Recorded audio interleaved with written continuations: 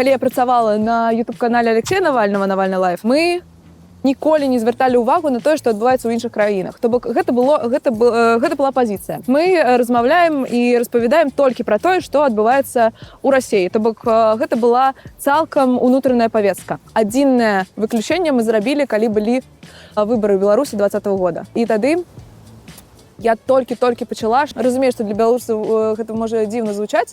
Напрыклад, мы абмяркоўвалі, якія сцягі ставіць на абложкі ў Ютубе. Ну, то бок, ёсць нейкі афіцыйны сцяг дзяржаўны, а ёсць нейкі БЧБ сцяг.